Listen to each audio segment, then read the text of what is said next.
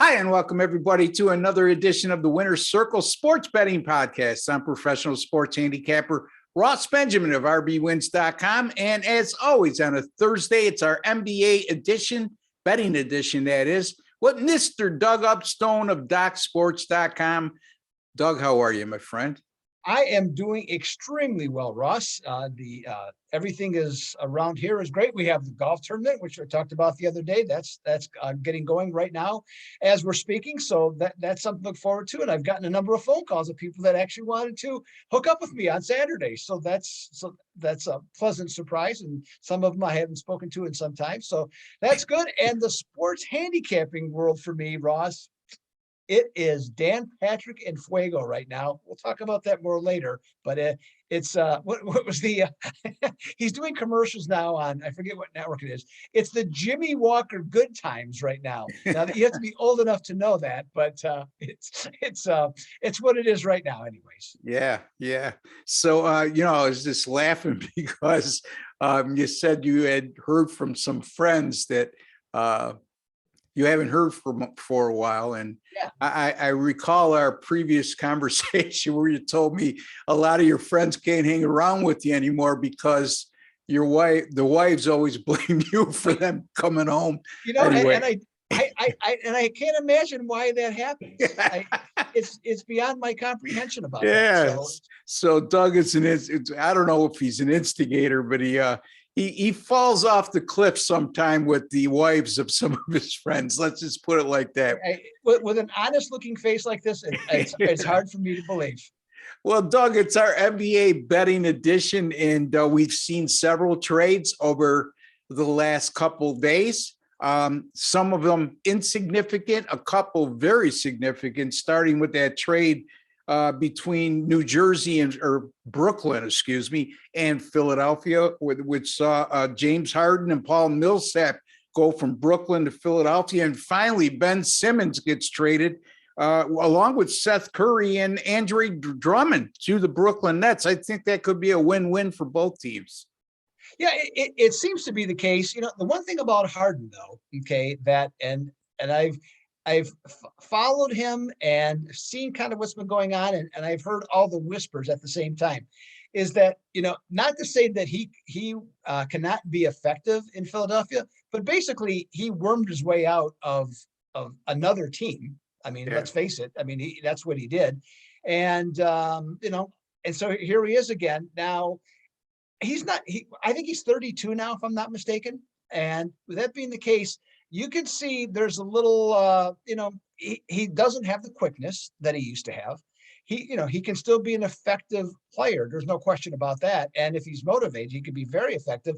But I have let's just say I'm going to take a little bit of a wait and see approach on how this all comes together. Now, like I said, it was dynamite when he first got to Brooklyn. But then it slowed down. He got injured, and let's face it, he pretty much is injury prone these days, or he's injury prone when he wants to be traded. Maybe that's a better way to put it. Yeah. I don't know. I have a little bit, I go both ways. I think, like you said, I think it helps both teams. Ultimately, though, I'm going to stick by the same thing I've been sticking by for years, Ross. If you're not in the top three in the conference, history has shown us you're not winning an NBA championship. So that's what Philadelphia's got to do. They got to get in the top three to even have a chance. In my mind, we'll see what happens. I think they got a good chance to at least come out of the East, but we'll see. A lot of basketball yet to be played. Also, the Nuggets, they get C.J. McCollum from the Portland Trail Blazers, along with Larry Nance Jr. and Tony Snell. I think that's a great trade for them. And Portland gets 4 players in return, all insignificant roles, and a 2022 first round draft choice that's going to be protected. Your thoughts on that trade? Yeah, I correct me if I'm wrong. I thought he went to New Orleans. Maybe I just read it wrong. Yes, New Orleans. My mistake. Yeah, that's so. I think so. From that standpoint, I don't know what it really does for New Orleans. I don't think they're any closer to. Yeah, he's a really good player. He adds something to their team. Is New Orleans anything more than a wild card team, even with him? I can't say I really, I don't know. Now, maybe if Zion Williamson could come back, I okay, think that's what they're 100%. looking at, the big picture, Doug. You know what I Yeah, mean? yeah. And the big picture is still cloudy though about Zion Williamson. Yeah, That's yes, the other his part of health. this. Yeah, that's too So, bad. yeah, so I don't know that one is just kind of up in the air for me. Yeah, most of the things that I saw didn't really, didn't change my thought. And I'll be honest, when these trades happen, I don't get real excited about it one way or the other in terms of, what's really going on. So I don't know. I mean, what do you think? Let's go back to James Harden. I think we need to be fair with him to a degree. I do agree that he's been injury prone. I do agree he's not that elite player that he was maybe even a couple years back. But the game plan in Brooklyn was to have him, Kevin Durant, and Kyrie Irving all on the floor at the same time. And that's really not occurred a heck of a lot over the last couple of years, whether it be by injury. Durant's been out for an extended period of time now with injury. Kyrie Irving with the whole debacle of him not wanting the vaccine and him not being able to play in the state of New York. And now he just plays in road games. So it wasn't exactly as they drew it up in Brooklyn. And Harden, I thought, was settling into a nice role there of a distributor, more so than he was in Houston. And he was good with scoring 18 to 20 a game instead of 28 to 30 and handing out 10, 12 assists a game. But that all dissipated when the other two players weren't available. So we'll see, maybe a fresh start for him. And I got to believe the city of Philadelphia has got to be psyched to get a big name like him. Yeah, I mean, to that, I mean, those you mentioned those three players. I mean, they played all of 16 games combined. Okay, and they were 13-3. So it wasn't that it didn't work, from that standpoint. The other thing that might help, I don't think Brooklyn's going to be a factor, but one thing that's going to help them is that Kyrie Irving, and this might actually improve his attitude, and maybe, who knows, maybe even he'll want to get a shot or a couple shots because of this, and not a shot to the basket. Is that he will be the point guard again. Yeah. And I think that's the role he really wants. He wants to be the facilitator. He wants to be the man and all that stuff. That's why basically he left Cleveland, in the first place. So with that being the case, he might get that role, and that might make him happier and possibly then a better player at the same time. Yeah, and he's going to be playing with one of the top 5 players in the NBA, and Joel Embiid. So looking forward to seeing what occurs there. Philadelphia did give up some decent players too. I mean, you're looking at Ben Simmons. He didn't play all year. Who knows what kind of shape he's in? Again, it's well documented. The guy is terrible from the free throw line. You almost have to take him out of the game with 5 minutes or less to play when you have the lead. Seth Curry is a nice addition. Still a very good 3-point shooter. And Andre Drummond, who was a star center at one time for the Detroit Pistons, he had some depth up the middle. So I think it's going to benefit both teams, and I'd be interested to see what takes place over the next couple months when it comes to both teams. And the other trade, to me, again, I think New Orleans is looking not so much like, let's get the number 8 seed. Let's make a legitimate shot at making the playoffs this year, because like you said, Doug, I mean, even making the playoffs is one thing, but even if they got to the playoffs, they're a first round casualty waiting to happen.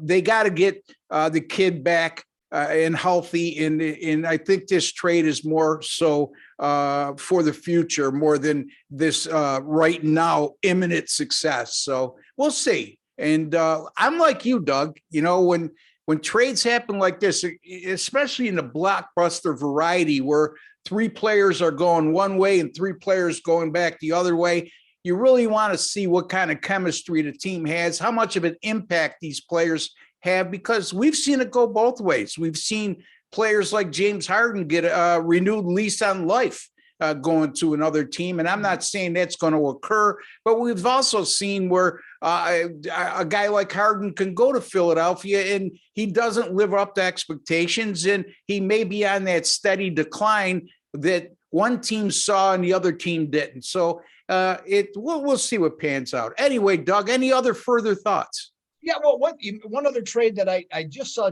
literally just before we came on is that I thought wasn't a bad move is the Bucks getting Serge Ibaka. Wow, yeah, because they do miss having Brook Lopez. Okay, or Brooks Lopez, excuse me. yeah. They do miss having him, and the 3-point shooter, rim protector. So I think they tried with Cousins to see if that could work. It didn't. So I don't think it's a bad move, to have a backup center. I think Portis has shown that he can be an everyday player and a starter. So I thought that was, just offhand seemed like a pretty solid move for a team that, I don't know if they're good enough to repeat, but certainly looking to repeat. Well, I mean, the way they've looked lately, they look good enough to repeat. I mean, the last 3 games, they've just blown the opposition out of the water and scored like 133 points or more in each of those contests. I think personally, with all due respect to Brook Lopez, but that's a major upgrade to me. Serge Ibaka compared to Brook Lopez, I just think he brings more to the table. He also could take the ball to the hole. Brook Lopez, to me, is one of those guys, if you give him space, he could knock down a 3, and he's steady. But nothing flashy to his game, where Serge Ibaka, to me, could be more of an impact player and difference maker. We'll see. That's what's fun about it. You make the trades happen, and we just sit back and watch and see what transpires. In any event, always a good thing to talk about at the NBA trade deadline, especially when it comes to contending teams adding or subtracting players. So, Doug, free pick for Friday. I wanted to say September. I wish it was September 11th, February 11th in the NBA. Well, Ross, this is, even for me, this is a bit of a crazy pick, okay, on this one. So we're looking at Minnesota and Chicago on Friday night. And the total on this game opened at 238. And literally just before I came on, it was already at 240. Okay. So as high as that sounds, which it is, okay, I'm still going to back the over on this one. And here's why. Now, Minnesota does have a winning record, 29-26, as I recall, but they're still among the weaker teams in the NBA when it comes to defense. This is especially so, Ross, on the road, where they rank 25th in field goal percentage defense. And in the last 5 games, the average score of a Timberwolves game has been 242 total points. Now, Chicago's been a great surprise team all season long. Okay, nice to see. Always good to see Chicago, kind of up and back, and and just for the NBA as a major hub from that standpoint. So that's good. But here's another team that has problems. In fact, in their case, they come in, I think, 28th in field goal percentage defense at home. And so playing at the United Center, so that's just flat out terrible. So that's a big problem there. So when I look at this game, okay, I went, started looking around and thought, okay, this is crazy, but there's got to be something more. So I got my shovel, started digging, and I found the fact that Chicago is 11-0 over when the total, 11-0 over at home when the total is 220 or higher this season. And the Timberwolves come in 11-0 over when the total is 11-0 over after allowing 130 or more points in their last game, which they did Wednesday at Sacramento. So with both those angles, Ross, they come to average scores of plus 244 or higher. So I'm going to go over 240 on the Timberwolves and the Bulls on Friday night.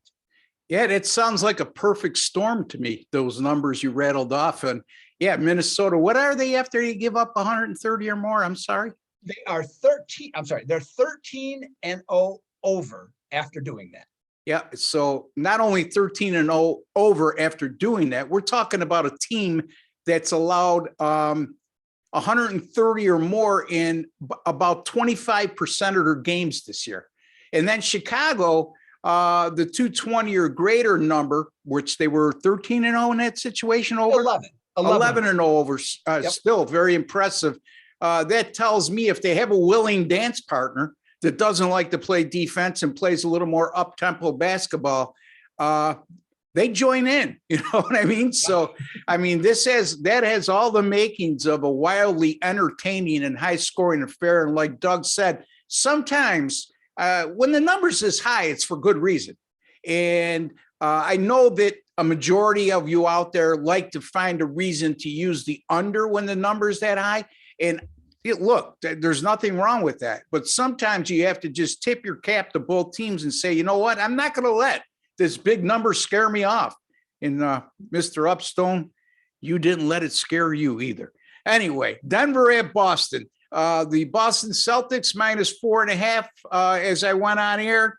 And again, folks, we're taping 24 hours in advance. So I just want to let you know. So the lines that me and Doug use are subject to change depending on when you view the video. Boy, oh boy, is Boston. You can't play much better than they are right now. I mean, they've won 6 straight games. They've shot 51% or better in 4 of their last 5 and 7 of their last 9. They've allowed 97 points or fewer in their last 3 and 5 of their last 6. They've held the opposition to less than 40% shooting in 6 of their last 9 games. So when you're playing that well on both ends of the floor, it usually ends up with good results, and that's why they're on a 6-game win streak. Now, Denver's coming off back-to-back double-digit wins. However, Doug, since the start of last season, the Denver Nuggets are 1-9 against the spread when coming off back-to-back double-digit wins. They did it twice this year where they had 2 straight wins of 10 or more. They're 0-2 straight up in ATS in the following games this season, and they lost those contests by an average of 19 points per game. You guessed it. I'm taking the Boston Celtics -4.5 over Denver. And Doug Upstone, he likes Chicago and Minnesota over the total of 240. Doug, what do you got going on at Doc Sports, and how you been doing of late? Well, first of all, we should start a new company, Ross. Research is us. You know, with those kind of numbers, I mean, got some great stuff there yourself as well. So that's good to hear. And speaking of good to hear, well, at least from my perspective and the people that are stopping by the Doug Upstone page at Doc Sports, last 2 days, Ross, 9-1. Okay, so red hot. Last 5 days, 17-5. All sports going across the board. College basketball right now hit 6 in a row. Okay, the last 2 days, 16-7 run altogether. NBA had another winner on Wednesday night, and so that takes me to 13-4 in the NBA.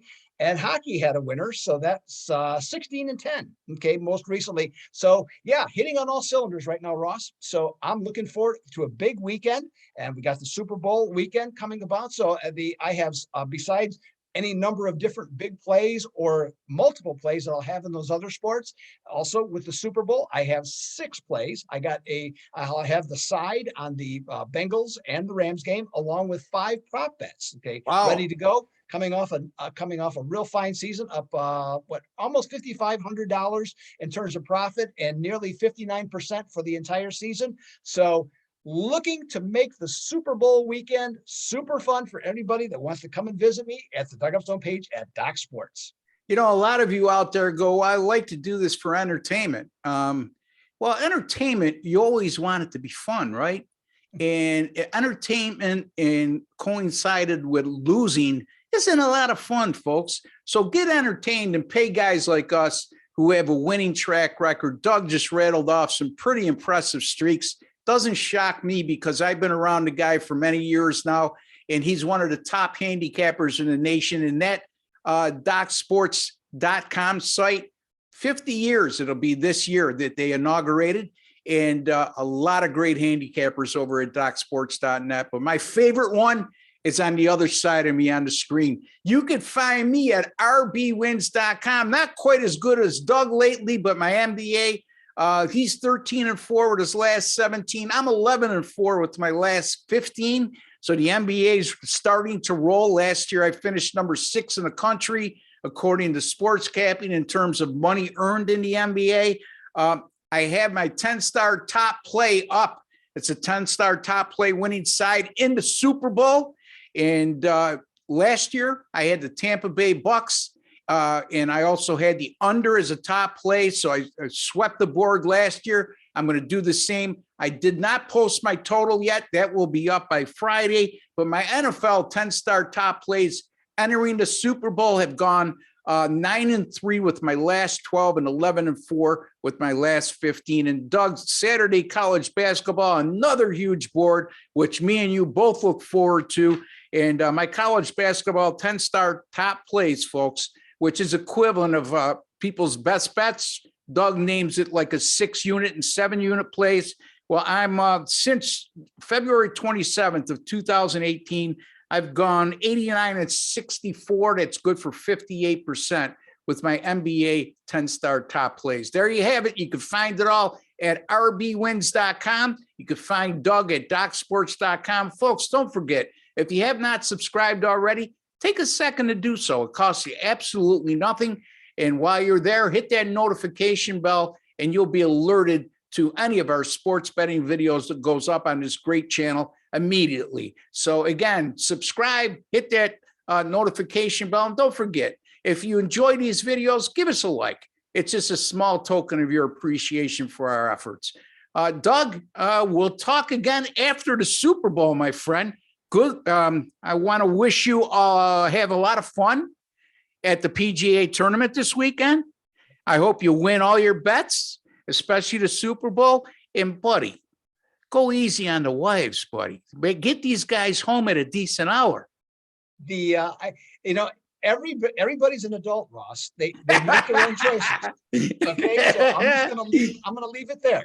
I love it. Anyway, until the next time, folks. I'll be back tomorrow with Chip Chirimbus, and we'll be doing our college basketball free pick segment for Saturday. And until then, I'd like to wish each and every one of you all the very best. For Doug Upstone and Ross Benjamin, take care and God bless.